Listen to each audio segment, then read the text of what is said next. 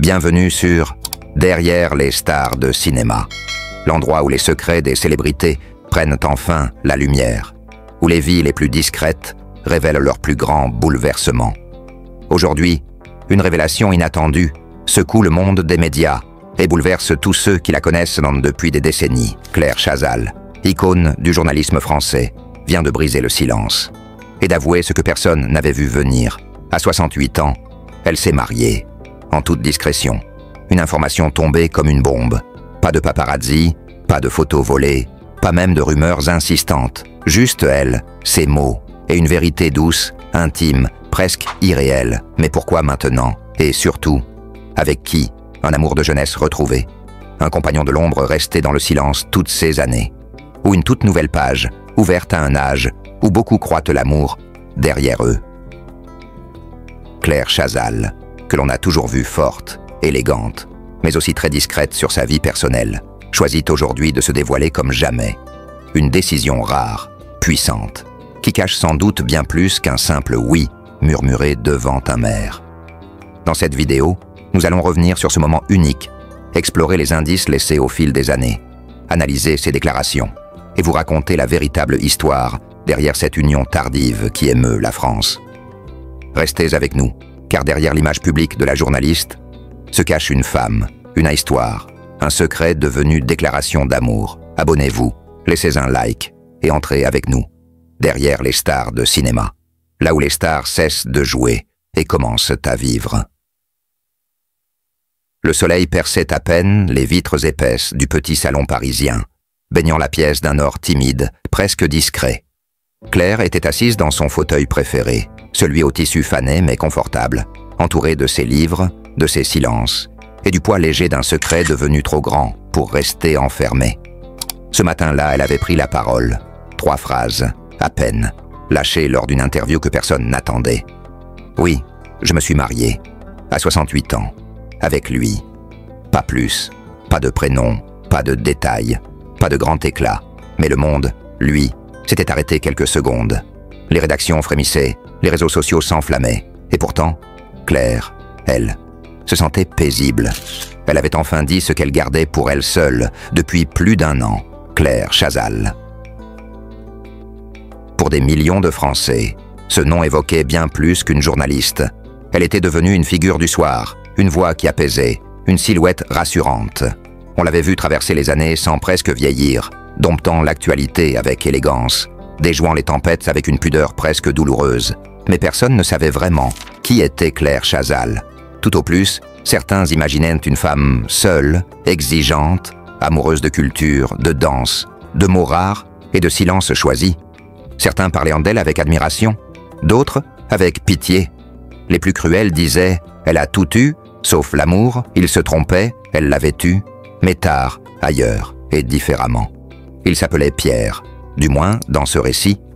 Un homme discret, professeur de littérature comparé à la retraite, veuf depuis 10 ans. Il l'avait abordé un soir de conférence, au musée Marmottan, après une intervention sur Marguerite Duras. Il ne lui avait pas parlé de télévision, ni de célébrité. Il lui avait seulement dit « Ce que vous avez dit sur l'écriture comme acte de survie, c'était juste, merci. » Et elle avait souri, un sourire réel, pas celui appris sur les... Ils avaient bu un café, puis un autre, puis partagé des silences. Il lui lisait de la poésie. Elle lui parlait de ses nuits d'insomnie. Il ne s'était pas cherché.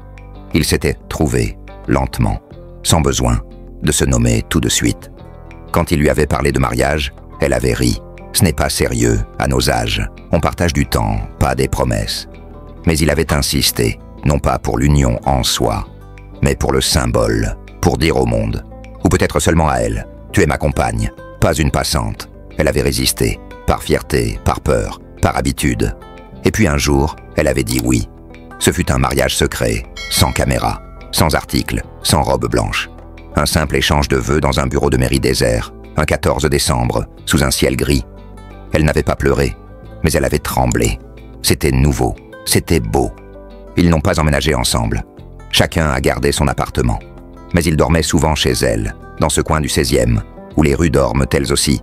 Après 22 heures, ils cuisinaient. Elle lisait à voix haute.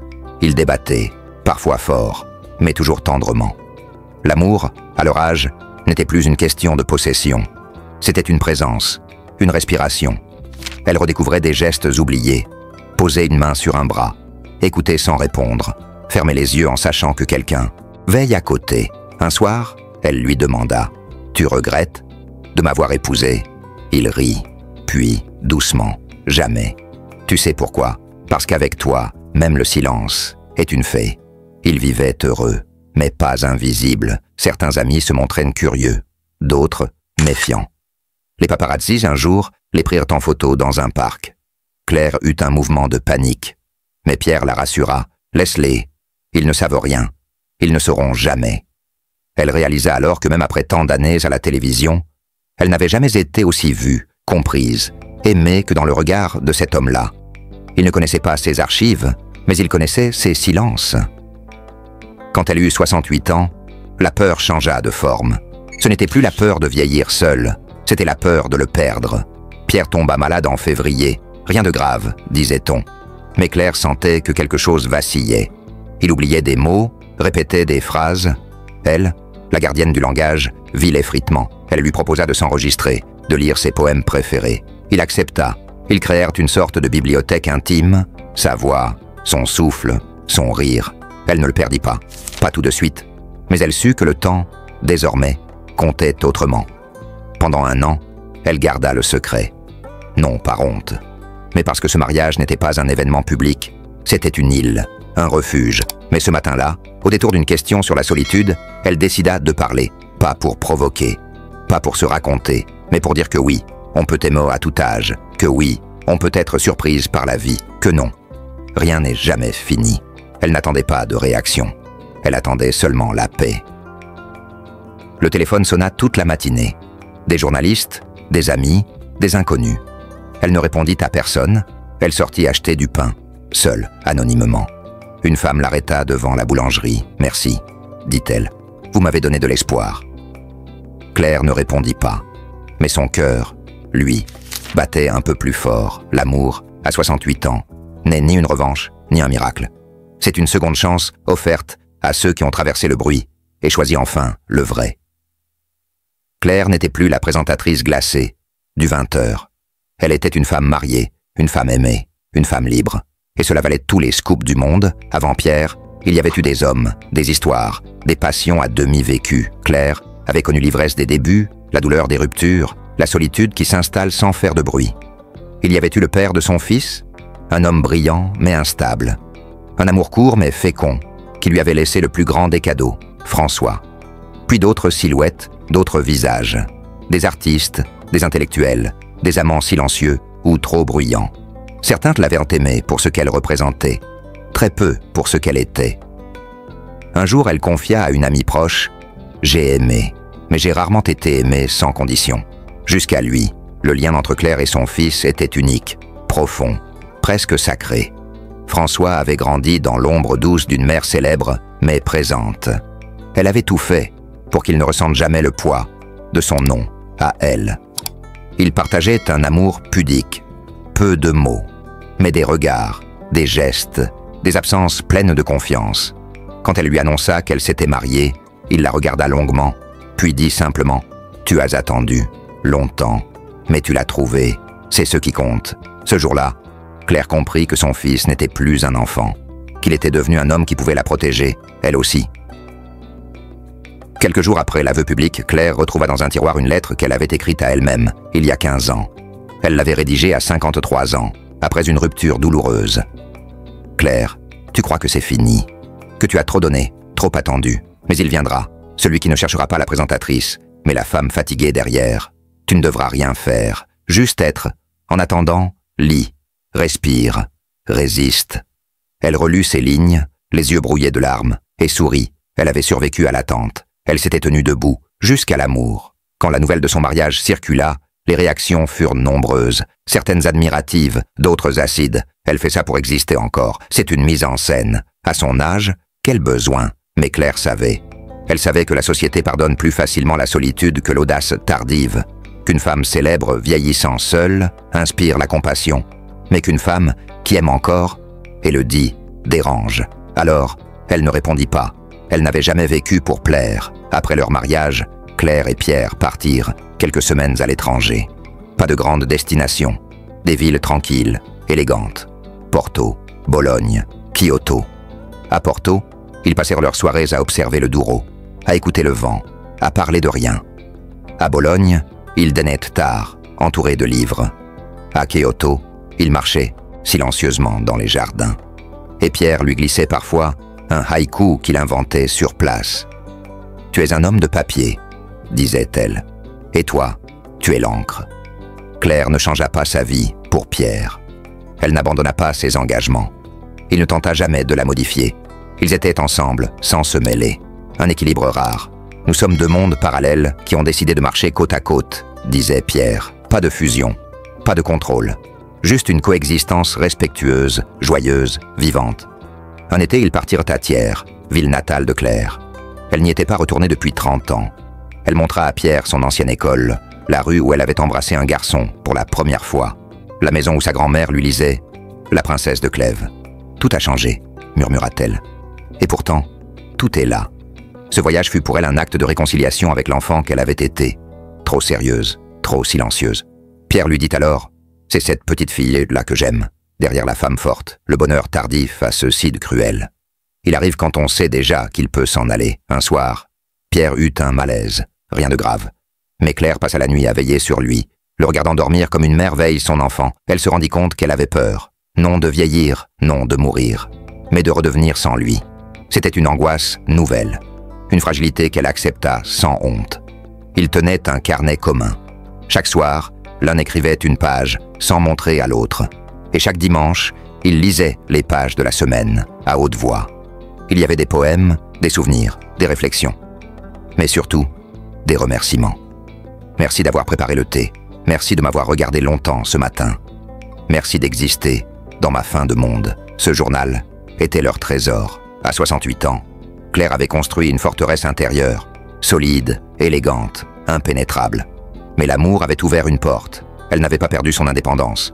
Elle avait gagné une nouvelle forme de liberté, celle de pouvoir compter sur quelqu'un sans se sentir faible. « Ce que tu m'as appris, » disait-elle à Pierre, « c'est que l'amour n'est pas un abri, c'est une fenêtre. » Et lui répondait, « Tu étais une citadelle, tu es devenu un jardin. » Claire Chazal ne parlait que rarement de ses origines. Et pourtant, sa famille n'en était pas une absence. Elle était une présence diffuse, une structure intérieure, une colonne invisible. Elle l'habitait comme un parfum ancien, qu'on reconnaît sans pouvoir le nommer. Sa mère, professeure de lettres, était une femme brillante et exigeante. Une femme qui lisait Flaubert à voix haute, à table, qui citait Virginia Woolf comme d'autres récitèrent des prières. Elle parlait peu de tendresse, mais elle enseignait l'endurance. Elle enseignait le silence noble. Le père, lui, était une ombre, non pas absent, mais effacé. Fonctionnaire discret, mélancolique, toujours en retrait, comme s'il avait peur de faire du bruit dans la vie. Il regardait Claire, avec admiration, mais sans mots. « Mon père ne m'a jamais dit « je t'aime », racontera-t-elle un jour. Mais il me regardait comme si j'étais un mystère fragile qu'il fallait protéger sans le déranger. Claire naquit à Thiers, en Auvergne, entre montagne et brouillard. Son enfance fut ordonnée, presque militaire. Les réveils étaient ponctuels, les livres omniprésents, la télévision absente. Mais au milieu de cette rigueur, il y avait un grand-père maternel, un vieil homme taiseux, ancien instituteur de campagne, qui possédait une bibliothèque aux odeurs de cuir et de tabac froid. C'est lui qui lui donna son premier livre, Le Petit Prince. Elle avait 6 ans. Elle lut le livre d'un trait et demanda immédiatement « Il existe l'homme qui écrit ça. Il existe en toi », répondit-il. Ce jour-là, Claire comprit que les livres pouvaient être une famille parallèle, plus douce, plus fidèle, plus accueillante que celle du sang. Les repas familiaux chez les Chazal n'étaient pas bruyants. Il n'y avait ni éclats de rire, ni disputes. Tout se disait en demi-phrase, en regard, en silence. On ne parlait jamais de sentiments, mais de politique, de littérature, parfois de théâtre. Claire, enfant unique, apprit très tôt à écouter, à observer, à comprendre sans qu'on lui dise.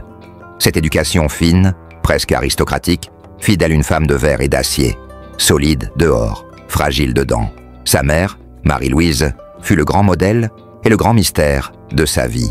Femme érudite, brillante, mais blessée. Veuve trop tôt, froide parfois, inaccessible souvent. Elle ne touchait jamais Claire, ne la serrait pas dans ses bras. Mais elle lui offrit un royaume, celui de l'intelligence. Claire rêva toute son adolescence d'un geste, d'un mot doux. Mais elle n'en reçut jamais. Alors elle décida d'en faire une force. Je serai l'enfant qui n'a pas besoin qu'on l'aime pour exister. Ce fut sa première armure, et elle tiendra longtemps. Il y avait un cousin, du côté paternel, disparu à 20 ans dans un accident de moto. Il s'appelait Bertrand. Il était drôle, libre, insouciant. Claire l'admirait. Il représentait tout ce qu'elle ne pouvait pas être, léger. Sa mort fut un traumatisme, non pas parce qu'il était proche, mais parce qu'il montrait qu'on pouvait s'en aller sans laisser le temps de comprendre. J'ai appris très tôt que l'amour pouvait disparaître sans prévenir, dira-t-elle bien plus tard. Et cette vérité guidera sa vie sentimentale. Elle n'aimera jamais sans retenue, par précaution. Les seuls souvenirs de chaleur familiale venaient mander Noël chez les grands-parents maternels.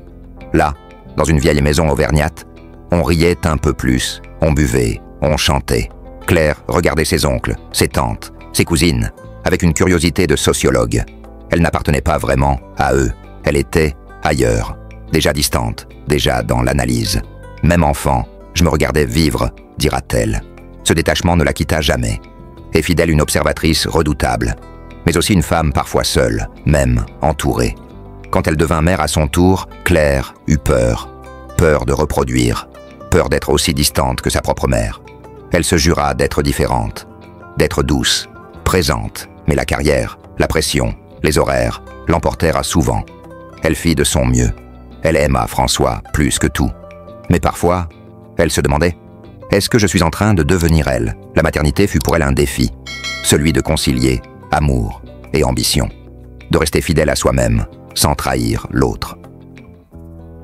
Dans les papiers de sa mère, après sa mort, Claire découvrit des lettres signées d'une femme inconnue, une sœur cachée, une tante oubliée, internée à 19 ans, jamais nommée, jamais mentionnée.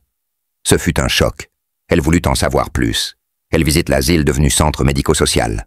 Elle retrouva une photo, une jeune fille au regard perdu, aux cheveux courts. « J'ai ressenti de la honte », dit-elle, et aussi une forme de dette. Elle décida de parler d'elle, un jour, dans un documentaire, pour la réhabiliter, pour lui rendre une place. Parce que la famille, ce sont aussi les disparus, les effacés. Un des rares membres de sa famille, à avoir choisi l'art, fut son neveu Léo, fils de sa cousine Caroline. Un jeune homme excentrique, peintre de rue, vivant à Berlin. Claire l'adora dès le premier jour. Il représentait une liberté qu'elle n'avait jamais connue. Il l'appelait Tata Claire et l'emmenait dans des galeries alternatives. Un jour, elle acheta une de ses toiles. Un portrait abstrait d'une femme debout, les mains vides. Elle le fit encadrer et mit la toile dans sa chambre. « C'est toi », dit Léo. « Peut-être », répondit-elle. « Ou peut-être ma mère. » À mesure qu'elle avançait dans l'âge, Claire réfléchissait à ce qu'elle laisserait derrière elle. Pas seulement une carrière, mais des traces humaines. Elle écrivit des lettres à ses proches, à François, à Léo, à une cousine éloignée malade. Elle racontait ce que personne ne savait, les peurs, les regrets, les espoirs. Elle disait « Je viens d'une lignée de femmes fortes et muettes. Je serai la dernière. J'ai appris à parler. » Et cette parole, offerte tard, fut son héritage. La famille de Claire Chazal, bien qu'entourée d'une aura de mystère, possède une richesse d'histoires et de personnalités qui méritent d'être racontées. Chaque membre est comme une pièce d'un puzzle complexe, façonnant en silence celle qu'elle est devenue. Sa grand-mère paternelle, Jeanne, était une femme au caractère trempé, née dans une petite ville de la campagne française. Elle avait connu la guerre, les privations, et cette dureté s'était inscrite dans ses gestes, dans sa voix basse et ferme. Pourtant, sous cette carapace, elle cachait un amour profond pour ses petits-enfants. Claire se souvient des après-midi passés à écouter Jeanne raconter des anecdotes de famille, entrecoupées de silences lourds de non-dits. Claire avait un oncle, son oncle Paul, dont la vie a été tragiquement interrompue à l'adolescence. La famille m'en parle peu, presque jamais. Mais cette absence a laissé une empreinte indélébile. Selon les récits fragmentés, Paul était un garçon rêveur, attiré par les arts, ce qui le distinguait des autres membres de la famille, souvent ancré dans la réalité dure du travail manuel et agricole. Cette différence a fait de lui une figure presque mythique dans les histoires familiales racontées au coin du feu, mais aussi une source de douleurs tissées, de regrets et de silence. Côté maternel, il y avait Marguerite, la tante de Claire, une femme excentrique et libre, qui avait choisi de vivre loin de la famille, dans un petit village isolé en Bretagne. Marguerite était connue pour son esprit farouche et son amour pour la nature sauvage. Elle vivait en marge, refusant les conventions, ce qui avait parfois provoqué des tensions avec sa sœur, la mère de Claire. Malgré tout, Marguerite écrivait régulièrement à Claire des lettres pleines de poésie et de conseils, devenant ainsi une source d'inspiration pour Claire dans ses moments de doute. Les réunions familiales étaient toujours teintées d'une ambiance particulière. Les mots semblaient peser, chaque regard chargé d'une histoire que seul le silence pouvait raconter. Les repas de Noël ou les anniversaires réunissaient ces personnages au destin si différents, où les échanges semblaient plus des rites que de véritables conversations. Claire observait, apprenait, et souvent se sentait comme une étrangère dans ce monde clos, cherchant à comprendre les dynamiques invisibles qui liaient chacun. Le fils unique de Claire, François, représente à la fois un pont et une rupture dans cette lignée familiale. Héritier d'une famille pour racines profondes mais lourdes, il incarne une génération qui aspire à la liberté tout en respectant les valeurs héritées. Claire et François ont une relation complexe, marquée par l'amour, mais aussi par des silences et des non-dits, propres à leur histoire familiale.